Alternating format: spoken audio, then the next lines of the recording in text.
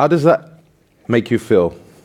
The concept in a work context, the professional one that we're constantly in at work around other guys who have such technical expertise looking at us, waiting to hear our opinions on things, saying, I don't know.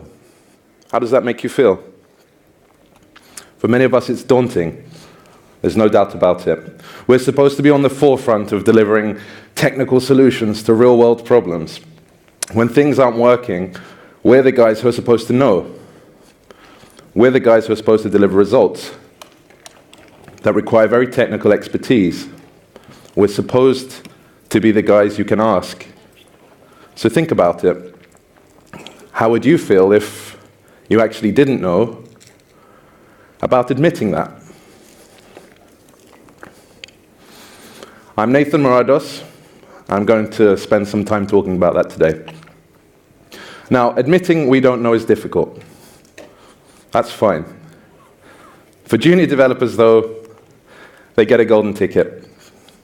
For junior developers, it's easy to ask obvious, silly, maybe stupid questions, and they rarely have to worry too much about an ego, especially if they're new to the workforce.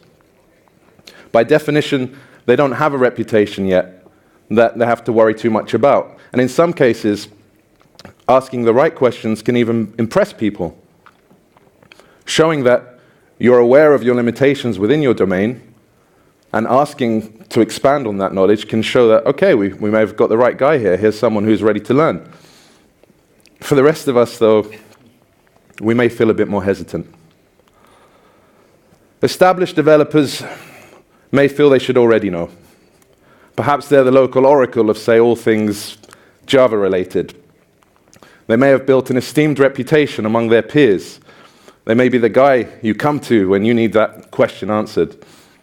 They then may fear shattering that reputation. And worst of all, shock horror, they might not want to look junior. Now, I'm not saying we should just go around saying to everyone, I don't know, I don't know. You know, we have to be reasonable, that there is lots we can gain from admitting I don't know to certain things, and I'll be talking about that. But obviously with the basic questions, do your homework first. That is to say, Google it, that type of thing. But also be aware that just because you know people that often do know, don't expect that they necessarily will know. It's an easy assumption to make. But as you'll see, that can often be misleading. In fact, when you're the person who is often being asked for questions, and you've built that reputation and you enjoy the feeling of being that guy who can answer the questions, you might find you become somewhat indirect in saying, actually, I don't really know. But don't be afraid to ask. In fact, I encourage people to ask, to say, you know, this isn't very clear, let's try and get some clarity on this. You might find you're not the only person in the room who wants that same clarity.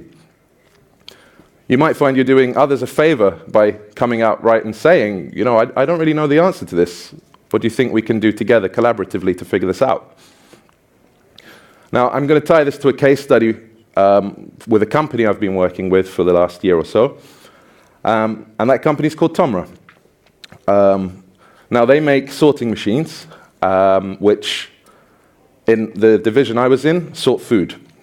Essentially, you have food flying down a conveyor belt or coming down a chute at very high speeds, image recognition, lasers, other cool devices that pick up on what's acceptable, what's not, based on other criteria that's been entered, and then use jets of air to kick that into a reject stream. They're responsible for 90% of the world's almond sorting and 85% of the world's Belgian fries. Nearly said French fries, sorry. They also found a 1,111 carat diamond in 2015 with one of their other divisions, which sorts through mining materials. So they're a core company. Now, the company was formed by lots of mergers and acquisitions. So the code base had grown, particularly in the project that I joined, which I joined about 3 months into. They were dealing with lots of different parties who had lots of different concerns, lots of different sort of mental paradigms of the way they wanted to see things done, the kind of expectations they wanted from the software they were building. And you can imagine where many of the teams were not even in the same country, yet alone the same office, this code had become brittle.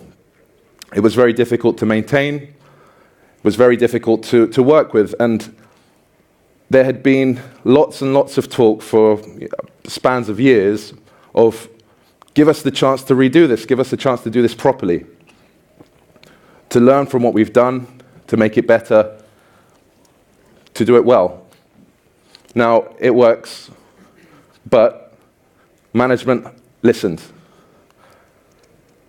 And not only did they listen, they granted that wish.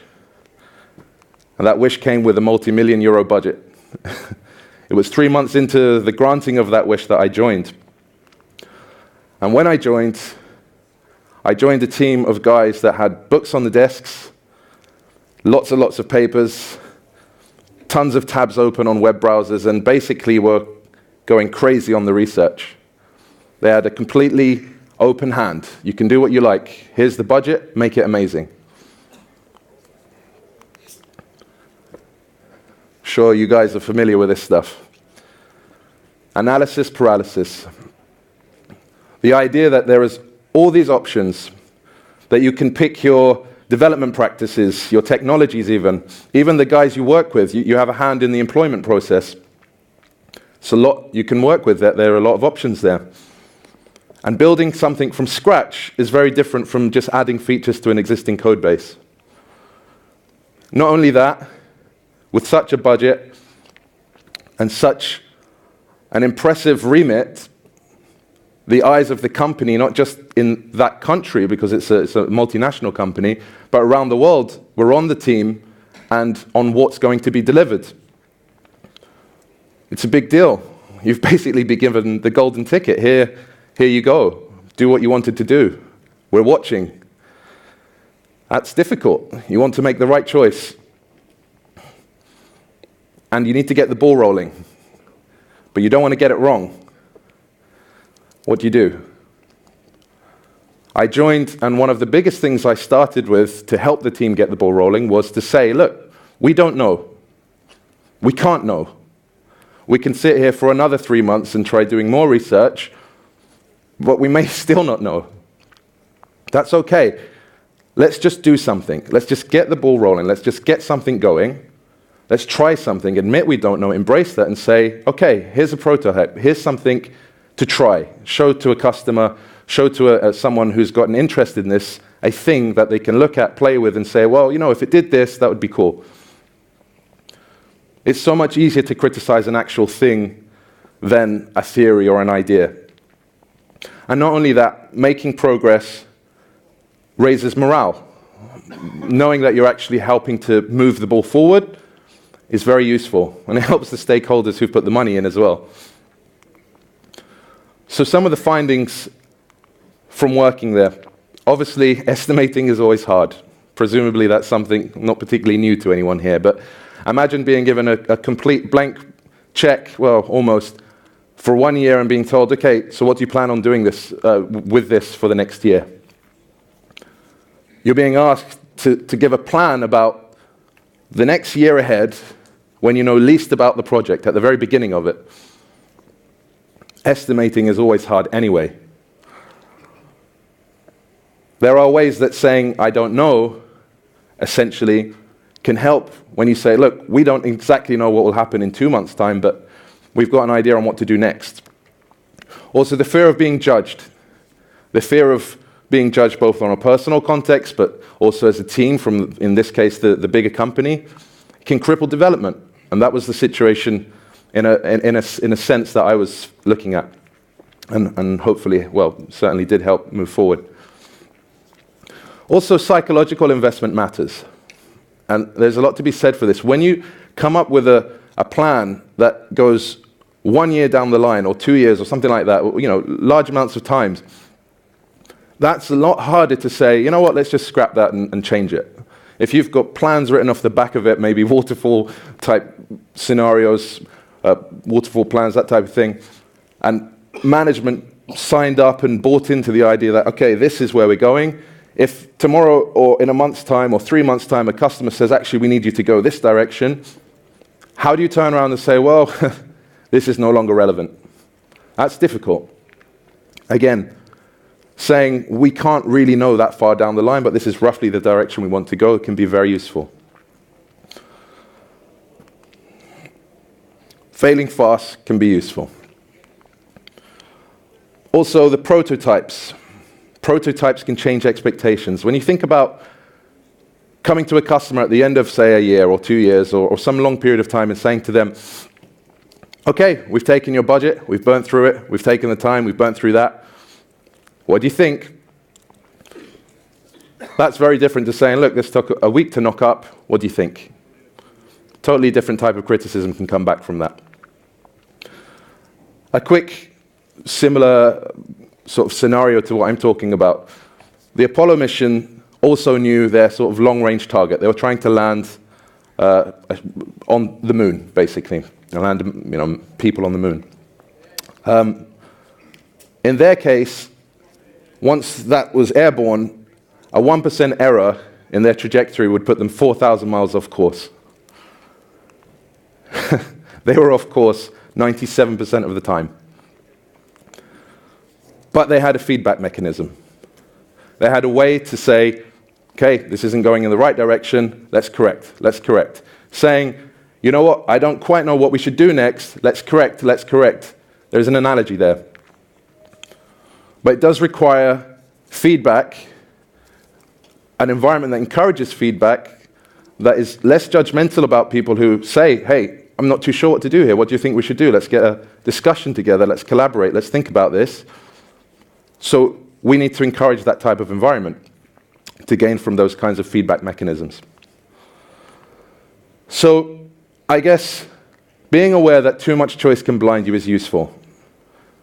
But knowing that you can say, look, yes, there are lots of choices, and we're not too sure what to do, which choice to take, but let's try something, let's get the ball rolling and give something a try, can be very helpful.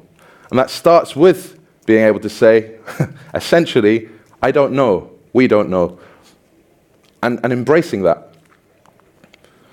We can use practical things to help with this, such as forcing functions like short loops, which are essentially, instead of working for a month or 2 weeks on a sprint or something like that, actually just working for a few days or maybe even one day and saying, what can we do in this short window of time that we can have a tangible deliverable, something of value to the stakeholders who matter, who are interested, which could be anyone from customers at the very end of the line paying for the product, it could be management, could even be testers saying, does this look like a sort of testable framework to you, or even the guys you're working with on a day-to-day basis saying, for example, what do you think of this as a file structure? What do you think of this as a sort of style of writing code? We have to, like I said, try to encourage that conversation, that willingness to learn and to adapt and to take on the feedback mechanisms from things like saying, I don't know, what can we do? Let's encourage a conversation, let's discuss ideas, so that we can correct course as we know more about the situation. Prototypes can help both you to get an idea of what's possible and your customers. If you think about the famous Henry Ford quote, he said, if I'd asked people what they wanted, they would have said a faster horse. Imagine showing a prototype of this new thing of the future and saying, well, do you want to try something new? Probably a very different response. But it takes a prototype and it takes the ability to say, this isn't quite the direction I'm thinking we should go in, let's try this new thing. So really, to summarize, this talk is really suggesting we should embrace not knowing. That's not a bad thing. Try to learn by doing. Unless you're a surgeon. Thank you for your time.